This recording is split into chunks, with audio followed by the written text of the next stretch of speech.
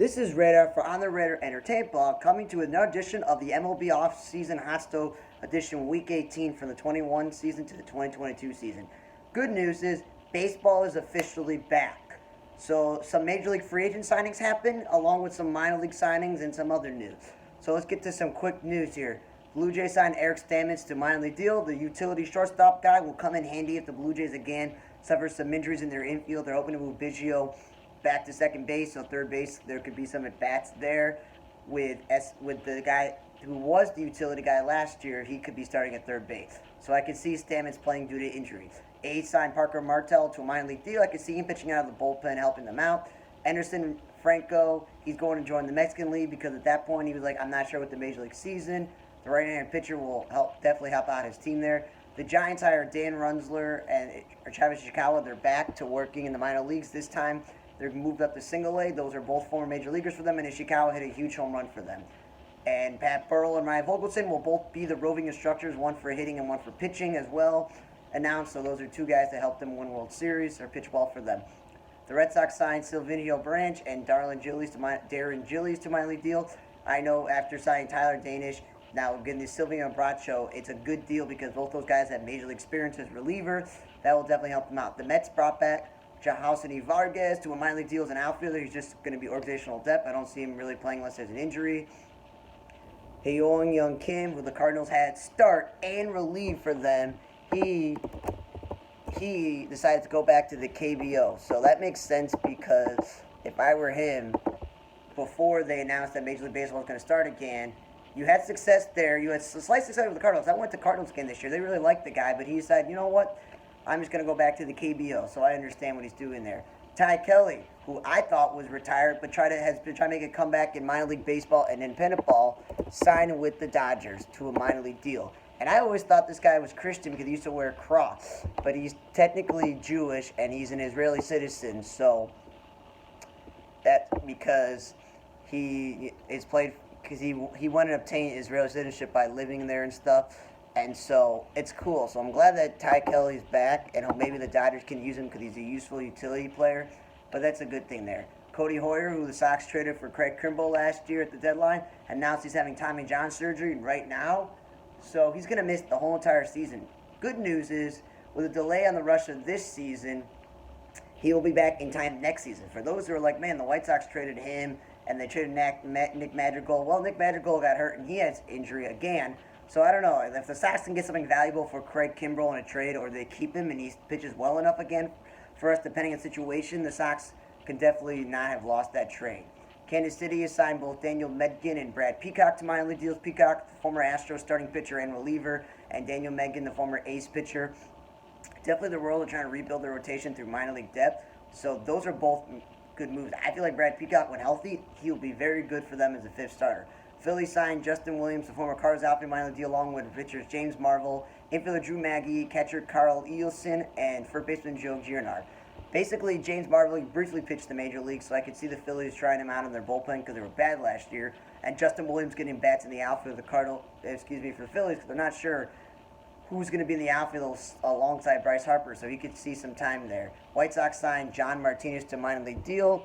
The Sox have just been signing all these guys to minor league deals now with the whole entire season no longer being on a lockout. I hope the Sox will sign somebody because this is the thing. The Sox kind of need shut down middle relief guys, and they need a second baseman and maybe some starting pitcher. And the interesting thing about John Martinez is he actually played for the White Sox in 2012 briefly, so it's like a reunion for him to come back to the White Sox. At 33, I don't know, but he has a good chance maybe to make the bullpen there. Rockies have fired Scott Van Lennon, the director of research development, after just signing him away this off season.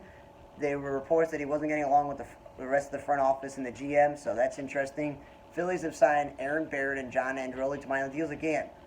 Aaron Barrett, he's been a successful relief pitcher in the major leagues for a bit of time, helped that Phillies bullpen. John Androli will get some at-bats in the outfield. Padres signed Mitch Wallington minor league deal with a trade of Frazier that could open up some at-bats in the infield if he makes the team.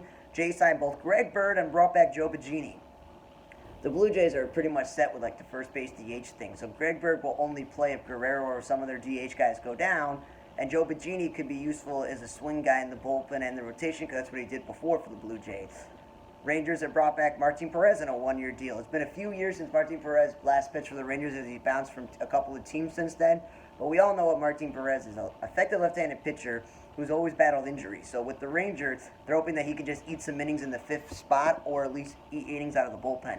Cardinals signed this Drew Verhagen to a 2-year deal. Again, the Cardinals losing Kim to the KBO and they're not sure about their pitching staff. He'll be helpful in a swing role or pitching out of the bullpen. The Dodgers signed Daniel Zamora to a minor league deal. Again, organizational depth, but I can see him making the Dodgers bullpen. The Dodgers bullpen, they always seem to be missing 1 or 2 relief at a time. AJ Ramos, speaking of relievers, was pitched for the Angels last year. They've re-signed him to a minor league deal with the hopes that he'll make the team because he pitched well enough for them. He's a good comeback story because it's been a while since he's been super great at what he used to be. And Juan Minaya re-signed with the Twins on a minor league deal. As a former Sox pitcher and a Sox fan, I know this guy is junk, but the Twins are not really going anywhere, so this is just, again, organizational depth and the turn to him. And the Kershaw, for everybody wondering where he's going to go to Texas. He's going to go somewhere. He's re-signed with the Dodgers on a 1-year deal, which I think is good. Try it again. You won the World Series in 2020. You didn't win it last year, but maybe you can win it again. This Dodger team is loaded. Just having Kershaw at this point with the way that Julio Urias and Walker Buehler pitch, he doesn't have to be relied on as a top-tier pitcher for them. He can be a third or fourth guy. But unfortunately, Trevor Bauer is going to be playing on administrative leave until they suspend him. But let's say he's back, along with Kershaw, Urias, and Walker Buehler. Right there, no matter what your fifth starter is, Goslin, May, or Price, that's a good 1 through 4. The Dodgers are going to be stacked there. Cubs signed on Jolton Simmons to a 1-year deal. Cubs are still trying to figure out who's going to play shortstop after they traded away Javi Baez at the deadline last year. And one thing we know about Simmons is when he's healthy, he's one of the best defensive shortstops in baseball. He's going to bat at the bottom of the lineup, so it's not really going to help that much there. And if the Cubs are not a playoff team and he's playing marginally well, they could trade him to a team that needs a shortstop. And then Dodgers rivaled the Giants last year. They had DeSclafani, and they had Gausman, and they had Wood, and they had all these guys who, were thrown off to the side from other teams, and they're just like, I don't know. Or they battle injury concerns, things like that. Well, the Giants have signed Carlos Rodon, formerly of the White Sox, who probably could have won the Cy Young this year. He signed a 2-year deal with the Giants. So the Giants are going back to the well of last year. What made them a successful playoff team? Well, let's just sign guys who were veterans who have been down on their luck for a bit, or they're battling back from injuries. So yeah, this rotation, they even tried Scott Kazmir last year and Aaron Sanchez. So they're just trying everything in this rotation.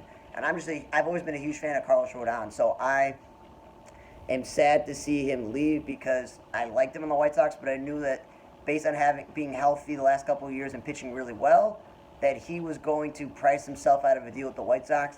And based on the Sox knowing him and his injury level that he's had before, I didn't think that they were like, yeah, you know what, let's spend a lot of money on him. I did not see them doing that whatsoever. And before the lockout ended, Major League Baseball announced, the Players Association, that they're going to have a fund for all the workers impacted by the lockout because they're like, we want to make sure all the people who work for Major League Baseball can get paid. Well, Major League Baseball themselves was having a fund for all the spring training employees who, were also out of work. Jock Peterson and Dansby Swanson announced that they were working at Papa John's to do something and they weren't making money, so I thought that was interesting. MLB has announced a deal with Apple. They're going to have a doubleheader on Friday nights, but the unfortunate thing is if you want to watch the game locally, it won't be available. So that's stupid. And then it's a 7-year deal, and you'll be able to see it in other countries. So if you're other countries like in Europe and Asia and you want to watch baseball on Friday nights on Apple TV, you can. They're going to have this thing called MLB Big Inning Highlights Show, and it's going to have live look-ins, and I'm wondering which players they're going to get to be on the show and who they can hire, because that'd be cool. And NBC announced that they're going to have a 2-year deal with baseball, and they're going to show games Monday night and Wednesday night, and they're not sure if it's going to be exclusively streaming on Peacock or if it's going to be just an NBC. They're no longer NBC Sports, so I don't know. There's no cable station to watch it. And again, if it's on Peacock and you can't watch the game as a local fan, it's really annoying there. Now, they before the lockout, they said they were going to postpone games to April 14th, but now they said opening day will be April 7th, which is a good thing. So the lockout is over. There is no Rule 5 draft because with all the player freezing with the lockout being over, all the signings and all the spring training, we don't have time for Rule 5 drafts this year for the Major League level. So That's what's happening there. They're gonna have 12-game playoff teams, and I'm just like, nope. The first round is gonna be 3 games, which I like, and the top division winners get a bye, so that's interesting. I just think 12 is too much.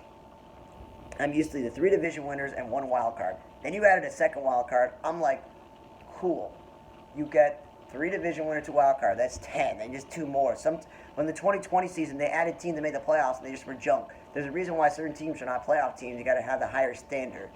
And they also announced the universal DH, which we've talked about before on the podcast and on the video. I've already known which all of the 15 teams could use a DH. Now that this is a thing, I'm going to say it again. A guy like Jorge Soler, Nelson Cruz, if he still wants to play baseball, their market isn't just a handful of teams in the American League. It's all the National League teams that don't already have somebody that can't field, like the Mets with Dominic Smith and Mark Canha, or Avi Garcia and the Marlins, or the Diamondbacks who have 2 first basemen. So those things like that. They're going to no longer have 7-inning doubleheaders. It's going back to 9 innings, which is good by me.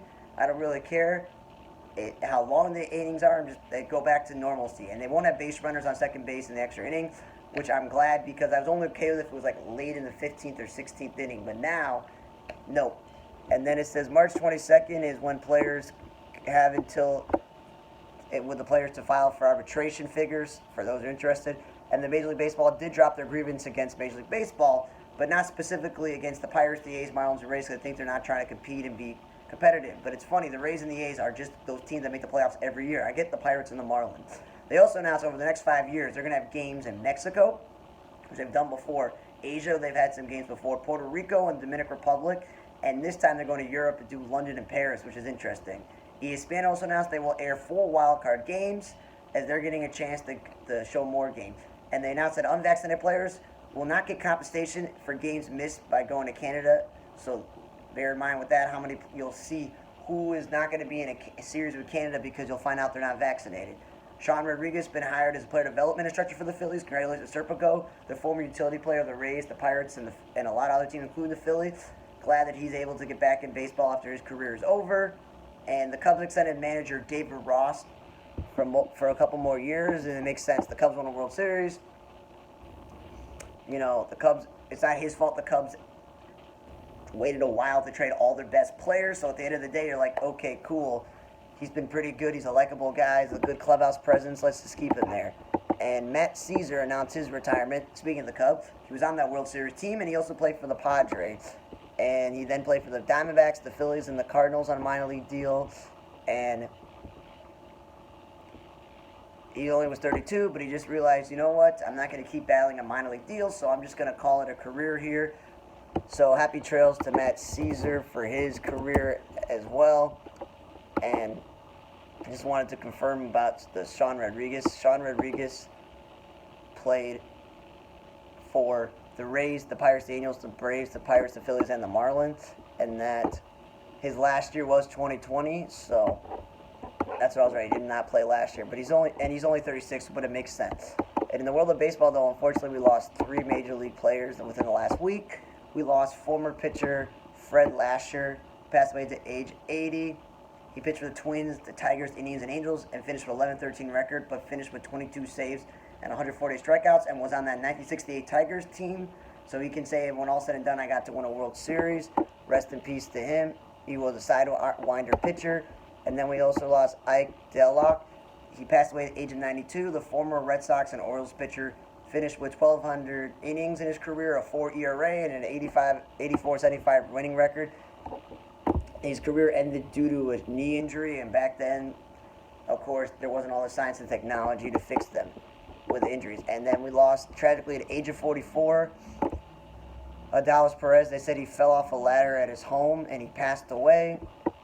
The former Braves pitcher, Dodgers like stalwart. For a while, when he was on the Dodgers, he was a great back-end pitcher, and he made one All-Star team, and then he was on the Royals, which I remember, and then the Nationals in 2008.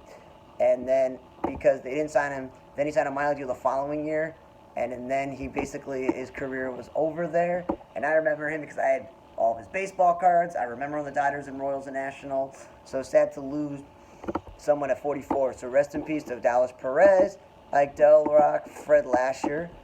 And happy trails to Matt Caesar. And yay, baseball is back. There's so much more that's going to be coming in on all the new rule changes and all the proposals that could be added for the following seasons. Once they have this in, then they can start talking about more things, games overseas, and all these new rule changes and extra playoff teams. I'm really excited about the universal DH. I'm not excited about Apple TV and Peacock having exclusive streaming rights to Monday, Wednesday, and Friday games and screwing the fans out of regional games as well. But, you know, that's really what it is there. So thanks for listening to another edition of MLB Observations for the 2021 offseason. Now we're going to start the 2022 season for Week 18. For On the Radar Tape Block, I'm Radar. See you guys next time.